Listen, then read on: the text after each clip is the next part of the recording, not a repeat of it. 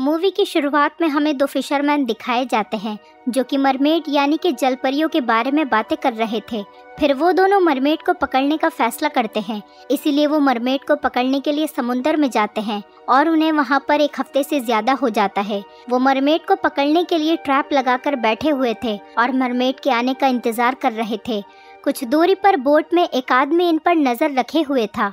फिर आखिरकार ट्रैप में जलपरी फंस ही जाती है। वो मरमेड को खींचते हुए बोट पर ले आते हैं और तो और उसे टॉर्चर भी करते हैं।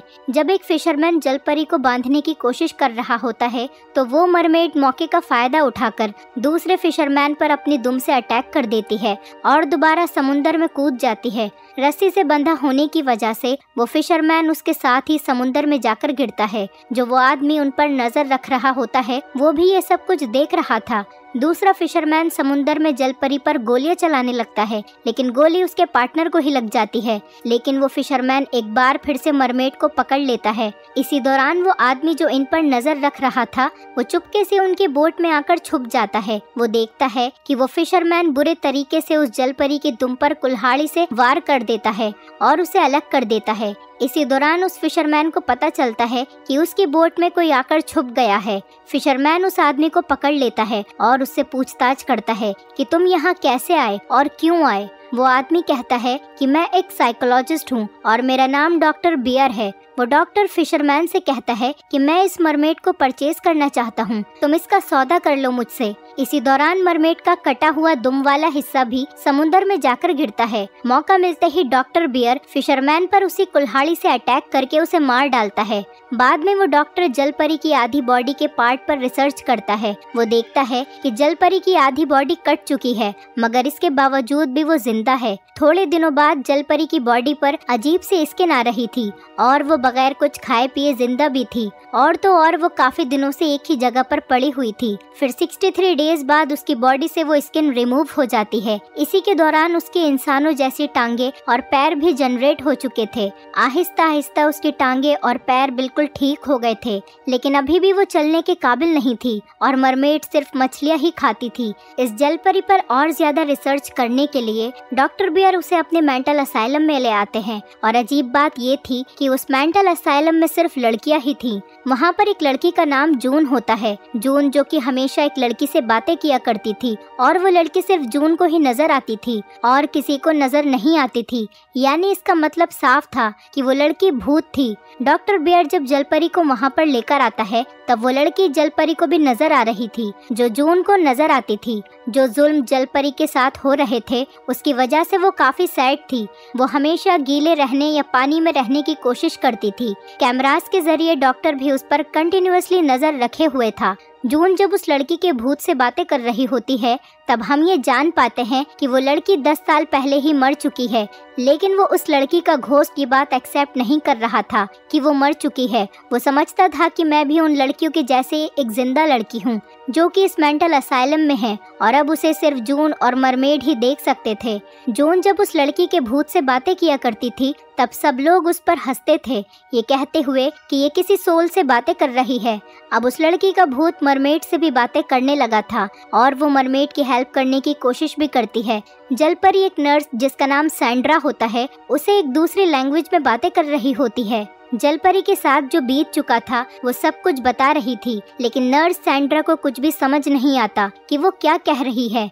मरमेड की बातों को अंडरस्टैंड करने के लिए सैंड्रा लैंग्वेजेस एक्सपर्ट एक आदमी को बुलाती है और वो आदमी मरमेड से बातें करता है।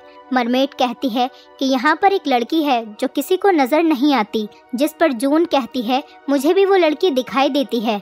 जलपरी कहती है कि मैं इस जमीन की इस दुनिया की नहीं हूँ, बल्कि मैं समुंदर की दुनिया की हूँ, यानी मैं एक मरमेड हूँ, एक जलपरी हूँ। वो कहती है कि मेरी टेल भी काट दी गई है बड़ी ही बेदर्दी के साथ। अब क्योंकि मैं इस दुनिया में आ गई हूँ तो इंसानों के जैसे मेरे पाँव आ गए हैं। वो कहती है कि ये लैंग्वेज हमने कुछ लोगों से सीखी थी जो कि फिशरमैन थे और समुंदर में आए थे और वो फिशरमैन बहुत सारी जलपरियों को अपने साथ जमीन पर ले आए। इस जमीन पर कुछ लड़कियां हैं जो उन जलपरियों की बेटियां हैं और एक हकीकत ये है कि एक जलपरी की बेटी यहाँ पर भी मौजूद है। जलपरियां पानी के बगैर जमीन पर सरवाइव नहीं कर सकती। जमीन पर कुछ दिन और रहने से वो मर भी सकती हैं। ये बातें सुनकर सब लोग काफी हैरान रह जाते हैं, लेकिन कोई भी इस बात पर यकीन नहीं करता। लेकिन डॉक्टर बियर को गुस्सा आ जाता है कि मरमेड ने अपनी हकीकत सबको क्यों बता दी। इसलिए वो पनिशमेंट देने के लिए मरमेड को बड़े बुरे तरीके से घसीटते हुए ले जाते हैं और उसे ले जाकर एक सेल में बंद कर देते हैं।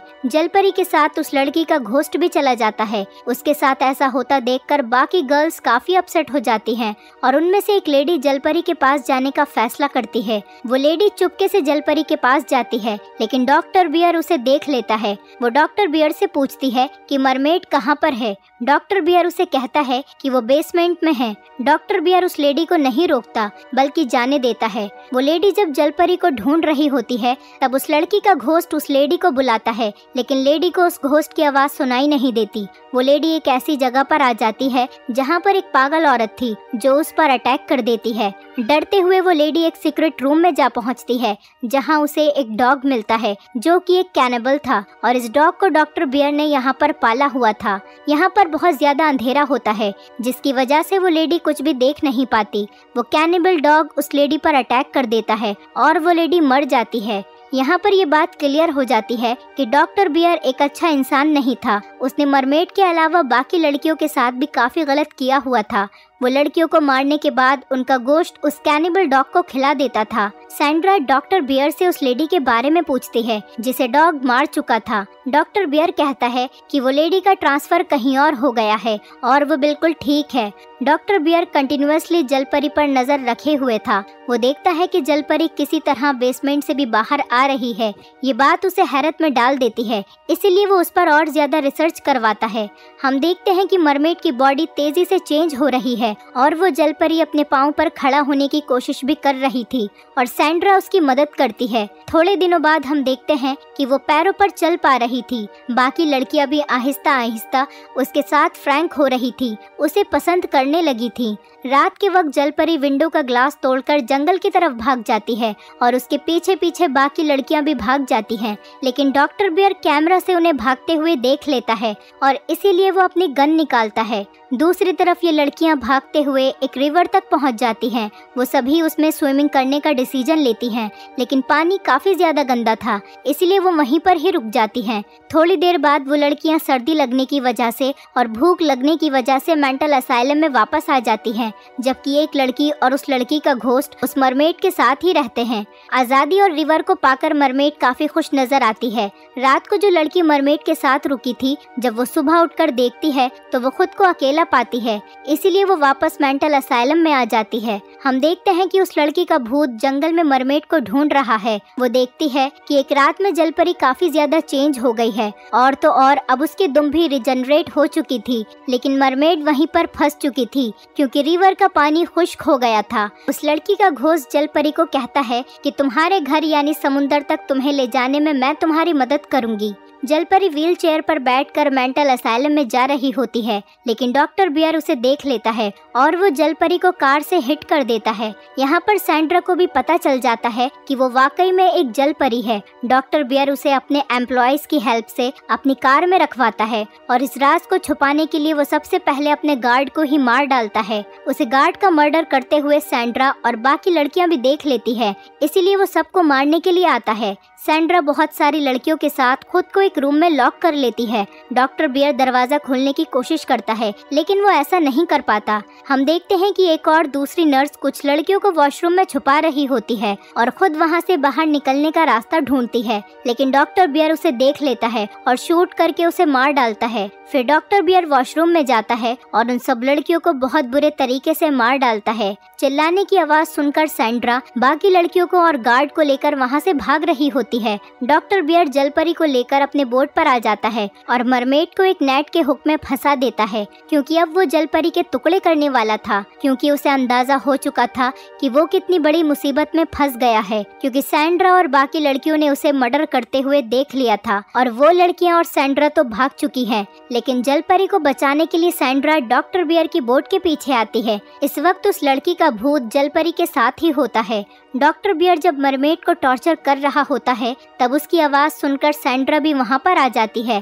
सैंड्रा को वहाँ पर एक फाइल मिलती है जिसमें उस लड़की की डिटेल थी जो कि घोस्ट बनकर मरमेड को नजर आ रही थी। यहाँ पर हम ये जान पाते हैं कि डॉक्टर बियर ने उस लड़की पर स्टडी करते हुए उसे टॉर्चर भी किया था, जिसकी वजह से वो लड़की तड़प तड़प कर मर गई। फिर सैंड्रा को जलपरी मिल जाती है। डॉक्टर बियर सैंड्रा पर अटैक करने ही वाला होता है, लेकिन इससे पहले ही वो उसे शूट कर देती है, जिसकी वजह से डॉक्टर बियर मरता नहीं है लेकिन इंजर्ड हो जाता है और फिर वो मरमेड भी उस पर अटैक कर देती है। उसी दौरान उस बोट में सुराख हो जाता है, जिसकी वजह से उस बोट में पानी आने लगता है। गोली की आवाज सुनकर सब लड़कियां सैंड्रा की हेल्प करने के लिए आ जाती हैं और वो लड़कियां भी ये देख लेती हैं कि वो वाकई में एक मरमेड है, एक जलपरी है। वो सब मिलकर नेट हुक से उसके दुम निकाल देती हैं और बोट के टूटे हुए हिस्से से मरमेड समुंदर में चली जाती है। लेकिन पानी आने की वजह से बाकी लड़कियां वहां पर फंस चुकी थी, क्योंकि बोट में इतना पानी आ चुका था कि वो सभी डूबने लगती हैं। जून बताती है कि यहाँ पर एक लड़की की डेड बॉडी है। ढूंढने पर उन लोगों को उस लड़की के भूत की डेड बॉडी मिल जाती है, जिस पर बाकी लड़कियां अब जून पर बिलीव करने लगती हैं। तभी डॉक्टर बियर सैंड्रा पर अटैक कर देता है और वो उसे पानी में डुबोकर मारने की कोशिश करता है, लेकिन तभी जलपरी वापस आ जाती है और वो सैंड्रा की हेल्प करते हुए डॉक्टर बियर का मुकाबला करती है। डॉक्टर बियर यहाँ पर बेहोश हो जाता है। डूबते हुए बोट से बाहर निकलने के लिए जलपरी उन सब लड़कियों की हेल्प करती है। जब सब लड़कियां जमीन पर आ जाती हैं तो उनके पास मरमेड आती है और वो उनको थैंक्स बोलती है कि आप लोगों ने मेरी हेल्प की है। यहाँ पर मरमेड बताती है कि जून भी असल में एक जलपरी की ही बेटी है और तभी वहाँ उस लड़की का भूत भी आ जाता है जो अब सबको नजर आ रहा होता है। मरमेड उस घोस्ट को कहती है कि मैं हमेशा से तुम्हें देख सकती थी, तुम्हें फील कर सकती थी। ये कहते ही वो वापस पानी में चली जाती है और फिर हम देखते हैं कि डॉक्टर बियर पानी से ऊपर आ रहा है, लेकिन मरमेड उसे पानी में खींच कर ले जाती है और डॉक्टर बियर को डुबोकर मार डालती है और इसी मोमेंट पर ये मूवी खत्म हो जाती है। दोस्तों, अगर आप हमारे चैनल पर नए हैं तो चैनल को सब्सक्राइब करें, वीडियो अच्छी लगी हो तो वीडियो को लाइक करें और हाँ, नोटिफिकेशन बेल को जरूर